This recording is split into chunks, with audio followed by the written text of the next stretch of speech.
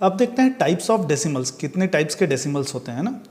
जब भी हम एक रैशनल नंबर लेट से 4/5 जैसे है ना, 4/5 को जब मैं डेसिमल में चेंज करूँगा तो ये क्या होगा, 0.8 होगा। वही चीज़ अगर मैं 1/3 को अगर मैं डेसिमल में चेंज करूँगा, आप ये करके देखिएगा तो कुछ ऐसा कुछ रिजल्ट मिलेगा आपको, 0.3333, ये कभी भी ख़त्म नहीं होता है। ठीक है, तो इसमें जो है इसको ऐसा लिखा जा सकता है 0.3 बार। क्यों? क्योंकि यहाँ पे 3 बार बार रिपीट हो रहा है, तो जो चीज़ बार बार रिपीट होती है और कभी ख़त्म नहीं होती, उस चीज़ को हम लोग जो है बार के नीचे रख देते हैं।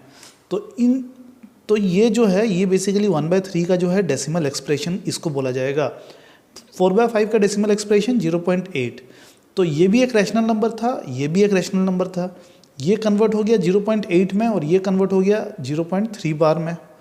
और ये 0.8 और 0.3 बार में बेसिकली डिफरेंस क्या है, देखो डिफरेंस ये है कि पॉइंट के बाद 8 लिखे और डेसिमल ख़त्म हो गया। ख़त्म हो जाने को इंग्लिश में बोलते हैं टर्मिनेट।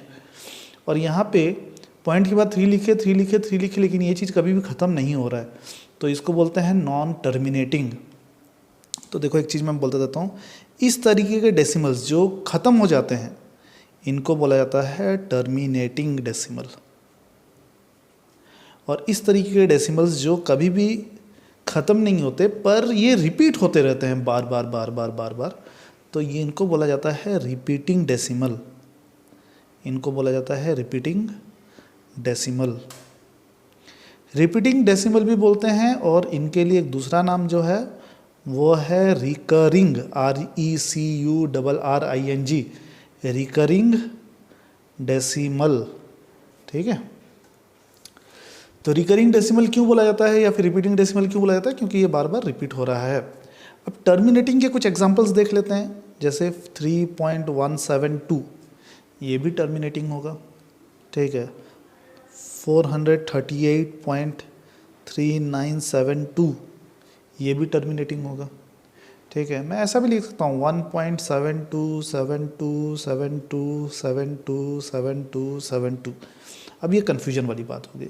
यहाँ पे बच्चा बोलेगा सर ये तो सर रिपीट हो रहा है, 727272727272 बार बार रिपीट हो रहा है, लेकिन ये चीज़ टर्मिनेटिंग होगा। क्यों? क्योंकि ये जो है इन्फिनाइटली रिपीट नहीं हो रहा है। इन्फिनाइटली रिपीट नहीं हो रहा है इन द सेंस कि इसके बाद बिंदी बिंदी नहीं दिया गया था ना।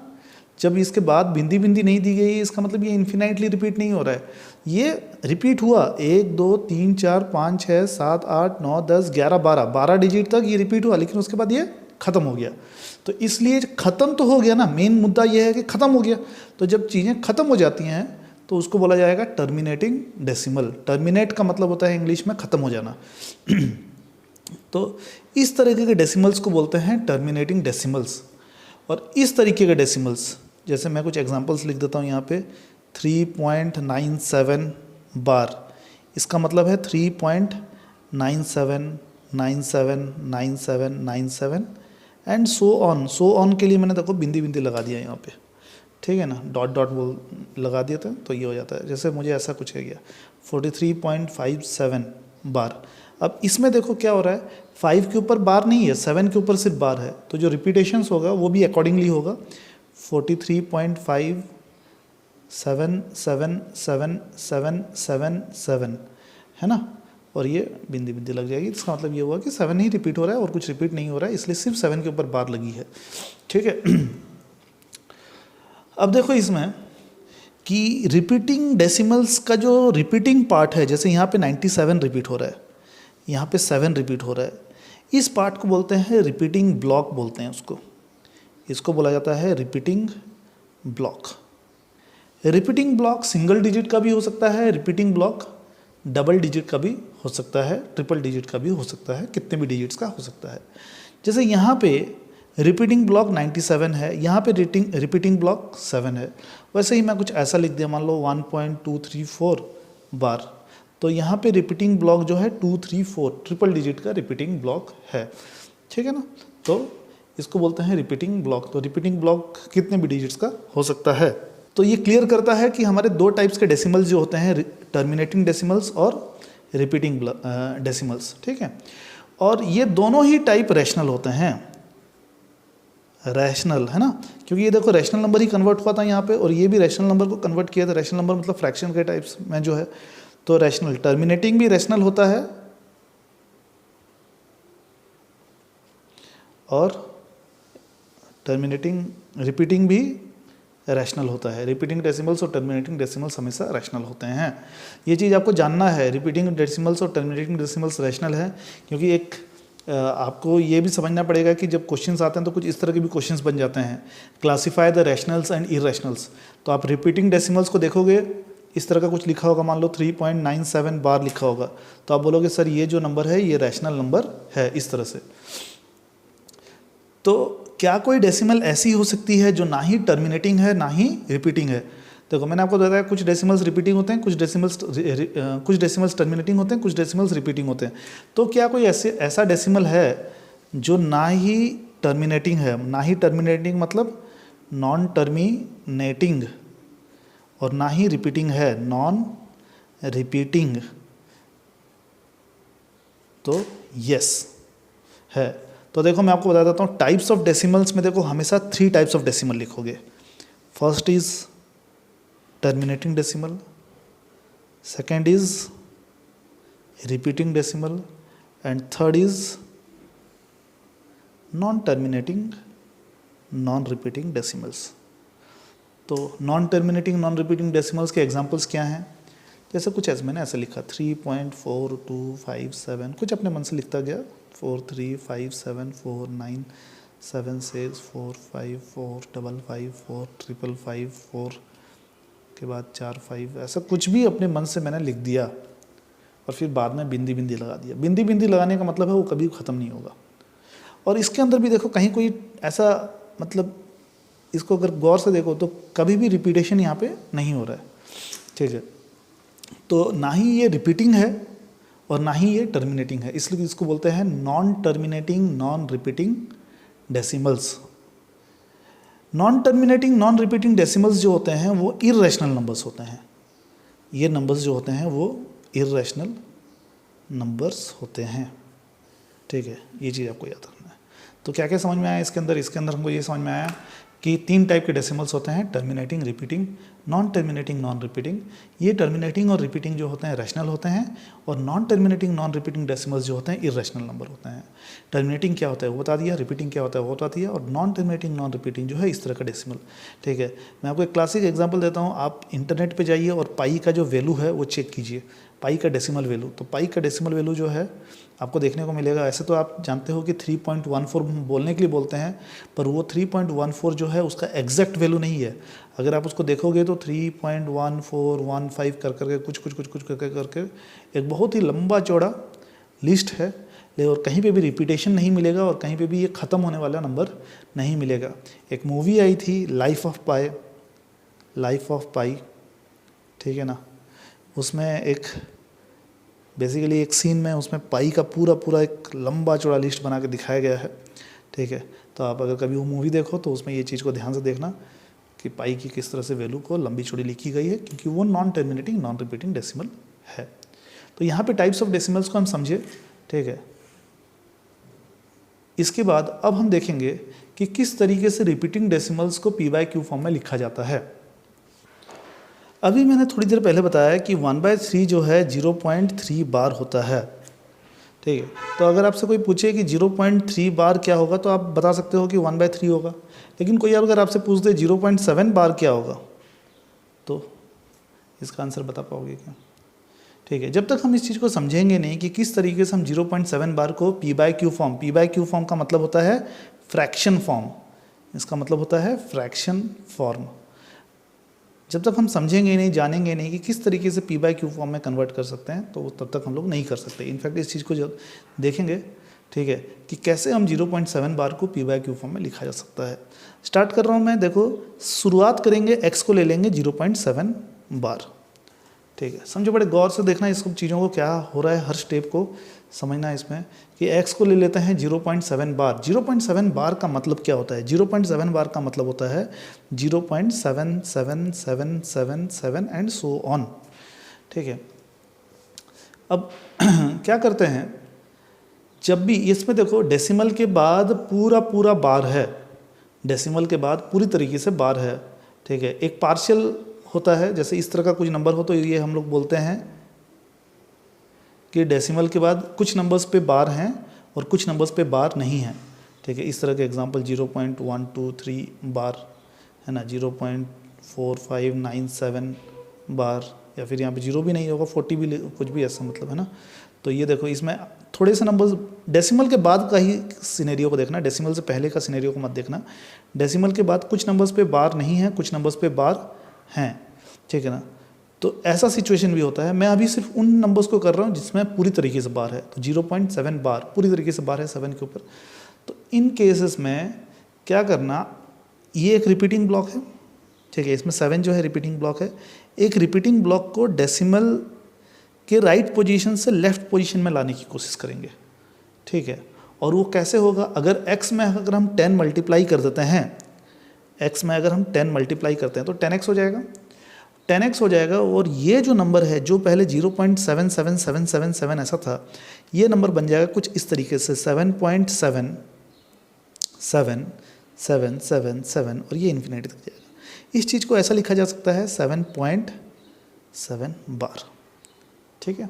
तो हमने देखा कि x की वैल्यू हो गई 0.7 बार और 10x की वैल्यू हो गई 7.7 बार। अब ये दोनों को माइनस करेंगे, माइनस करने का मतलब है 10x माइनस x करेंगे, 10x माइनस x करेंगे तो ये हो जाएगा 7.7 बार, 10x के बदले में 7.7 बार लिखा, माइनस x की जगह में क्या है 0.7 बार, ये ऐसा हो जाएगा, ठीक है ना। 10x के बदले में ये लिखा, x के बदले में ये लिखा, दोनों को माइनस करेंगे। पॉइंट के बाद यहाँ पे भी 7 बार है और पॉइंट के बाद यहाँ पे भी 7 बार है, दोनों कट जाएंगे एक दूसरे से, बस रह जाएगा 7 माइनस 0, रह जाएगा 7 माइनस 0 जो कि होता है 7। और ये 10x माइनस ये क्या होता है 9x, ये भी 9x। तो x की वैल्यू क्या हो रही है, x की वैल्यू हो रही है 7/9। This is the answer. तो कोई अगर आपसे पूछे कि 0.7 बार की वैल्यू क्या होगी, तो आपका सीधा आंसर 7/9। और ये हम लोग इतना किए तब जाके हमारा निकला। एंड दिस इज़ ये आपका श्योर शॉर्ट क्वेश्चन है, एग्ज़ाम में ये आएगा ही आएगा, ठीक है। ऐसा मैंने आज तक कोई पेपर नहीं देखा जिसमें ये क्वेश्चन ना पूछा गया हो। क्लास 9th का फर्स्ट टर्म के जो एग्ज़ाम्स होते हैं, चाहे वो फाइनल के एग्ज़ाम, कोई भी एग्ज़ाम हो, अगर ये चैप्टर अगर सिलेबस में है तो ये क्वेश्चन पूछी ही जाती है। Very very important.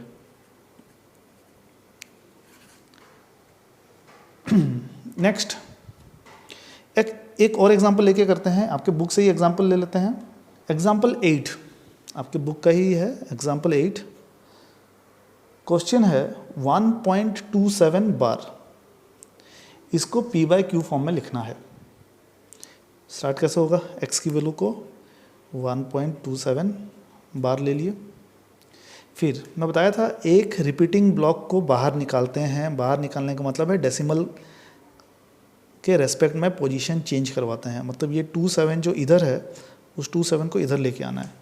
तो देखो क्योंकि 2 डिजिट्स हैं तो इस बार हमको 10 मल्टीप्लाई करने से काम नहीं चलेगा। 2 डिजिट्स को अगर हमें डेसिमल से लेफ्ट में लाना है तो हमको मल्टीप्लाई करेंगे, या फिर हम बोल सकते हैं कि डेसिमल के पोजीशन को हमको यहाँ पे लेके जाना है। ये जो डेसिमल का पोजीशन है उसको यहाँ पे लेके जाना है, तो हमको इसमें मल्टीप्लाई करना पड़ेगा 100x। 100x मल्टीप्लाई करेंगे तो ये कुछ ऐसा बन जाएगा 127.272727 ... ठीक है, जिसको मैं लिख सकता हूँ 127.27 बार। ठीक है, अब मैं 100x और x को माइनस कर दूंगा, 100x माइनस x, तो ये हो जाएगा 127.27 बार माइनस 1.27 बार। फिर अगले स्टेप में 100x माइनस x क्या होता है 99x, और ये जो है 100 ये 0.27 बार और 0.27 बार हट जाएगा तो बस रह जाएगा 127 माइनस 1 इज इक्वल टू ये हो जाएगा 126, और उसकी वजह से x की जो वैल्यू आएगी वो आएगी 126/99। ये फाइनल आंसर है आपका, ये फाइनल आंसर। तो इस तरीके से करते हैं। एक चीज़ ध्यान देने वाली बात यहाँ पे कि जब हम ये माइनस कर रहे हैं, देखो यहाँ पे भी हमने माइनस किया था, यहाँ पे भी माइनस किया, तो माइनस उन नंबर्स को की जाती है जिनके डेसिमल के बाद वाली चीज़ें आइडेंटिकल हो, है ना। अगर मान लो आपके सामने सिचुएशन ऐसा है, कहीं पे 0.37 बार है ना, और कहीं पे आपका एक है 0.7 बार, तो ये दोनों को माइनस अगर करोगे ना तो इसका रिज़ल्ट फ्रूटफुल नहीं निकलेगा, ये रिज़ल्ट आपका सही नहीं निकलेगा। यहाँ पे भी 0.27 बार है, यहाँ पे भी 0.27 बार है, क्योंकि ये आइडेंटिकल हैं इसलिए ये माइनस हो जाते हैं और ये दोनों कट जाते हैं। यहाँ पे भी 0.7 बार है, यहाँ पे भी 0.7 बार है, आइडेंटिकल होने के कारण वो कट जाता है। एक और एग्जांपल करते हैं, एग्जांपल 9 पे आ जाओ। एग्जांपल 9 में दिया है 0.235, 35 के ऊपर बार है, 2 के ऊपर बार नहीं है, तो ये पार्शियल बार वाला क्वेश्चन है। इसको थोड़ा सा इसमें एक हल्का सा डिफरेंस रहता है जो प्रीवियस क्वेश्चन से अटेम्प्ट लेने में, थोड़ा सा ध्यान दीजिएगा, लेकिन इजी है, ये भी कोई ऐसा कोई बहुत मुश्किल वाली बात नहीं है। एक्स को देखना, एक्स क्या हो जाएगा, एक्स हो जाएगा 0.235 बार। हमको एक्स की वैल्यू निकालनी है इन टर्म्स ऑफ फ्रैक्शन। सबसे पहले हम उन नंबर्स को डेसिमल से बाहर निकालते हैं। डेसिमल से बाहर निकालने का मतलब है कि इस 2 को इधर लेके आते हैं, ठीक है। जो नंबर्स बार के नीचे नहीं हैं पहले उन नंबर्स को बाहर निकालते हैं। तो 2 को यहाँ पे लाने के लिए कितना डिजिट्स को मैं लाने की कोशिश कर रहा हूँ, एक ही डिजिट को लाने की कोशिश कर रहा हूँ, इसलिए मैं 10x करूँगा तो ये क्या हो जाएगा, 10x करूँगा तो ये 2.35 बार हो जाएगा। 0 लिखने की ज़रूरत नहीं थी इनफैक्ट, ठीक है ना। तो ये हो जाएगा 2.35 बार। ये मैं 10 को मल्टीप्लाई कर दिया तब। अब ये जो चीज़ है ये है 2.35 एंड सो ऑन। अब मैं इस रिपीटिंग ब्लॉक को यहाँ पे लाऊंगा, जिससे इससे पहले वाले क्वेश्चन में करते थे, ठीक है। अब लाऊंगा इसको, तो इसमें क्या मल्टीप्लाई करने से ये रिपीटिंग वाला आएगा। ऑब्वियसली 2 डिजिट्स को लाने की कोशिश कर रहा हूँ, अब की बार 2 डिजिट्स को लाने की कोशिश करूँगा तो मुझे 100 मल्टीप्लाई करना पड़ेगा। तो 10x में 100 मल्टीप्लाई होगा, 10x में, इस बार ध्यान देना, x में 100 मल्टीप्लाई नहीं हो रहा है, 10x में 100 मल्टीप्लाई होगा। 10x में अगर 100 मल्टीप्लाई होगा तो ये हो जाएगा 1000x इज इक्वल टू 235.35, मैं स्ट्रेट लिख रहा हूँ 35 बार, ऐसा हो जाएगा, ठीक है ना, क्योंकि वो 235.35 ऐसा चलता, तो ये 235.35 बार हो जाएगा। अब आप देखो, इसमें भी पॉइंट के बाद 35 बार है, इसमें भी पॉइंट के बाद 35 बार है, और मैं आपको पहले ही बता चुका हूँ नंबर्स वही सब्ट्रैक्ट होते हैं जिनके बाद डेसिमल के बाद का चीज़ आइडेंटिकल हो। तो ये दोनों सब्ट्रैक्ट हो जाएंगे। ये दोनों को सब्ट्रैक्ट करने का मतलब है बड़ा नंबर 1000x माइनस 10x करूँगा, 1000x माइनस 10x करूँगा तो ये हो जाएगा 235.35 बार माइनस 2.35 बार। यहाँ पे x का कोई रोल नहीं है यहाँ पे सब्ट्रैक्शन में, क्यों, क्योंकि यहाँ पे अगर x को देखो तो पॉइंट के बाद 235 बार था, और ये चीज़ इन चीज़ों के साथ आइडेंटिकल नहीं बैठ रही है। अगर आइडेंटिकल नहीं बैठ रही है इसलिए सब्ट्रैक्शन में x का कोई रोल नहीं रहता ऐसे क्वेश्चंस में। अगला जो काम करेंगे 1000x माइनस ये करेंगे, ये 990x हो जाएगा, और ये जो होगा ये 235 माइनस 2 हो जाएगा। तो हम लोग बोल सकते हैं कि जो x की वैल्यू है वो है 233/990, ये अपना आंसर हो गया। एक और क्वेश्चन मैं कर देता हूँ एक्सरसाइज का 1.3, एक्सरसाइज 1.3 का क्वेश्चन नंबर 3 का थर्ड बिट। इंटरेस्टिंग पैटर्न बन रहा है, देखो 1.3 का क्वेश्चन नंबर 3 का थर्ड बिट है ना, और ये क्वेश्चन कुछ इस तरीके से है। हमको निकालना है 0.001 के ऊपर फुल बार है ना, इसका हमको p/q फॉर्म निकालना है, ठीक है।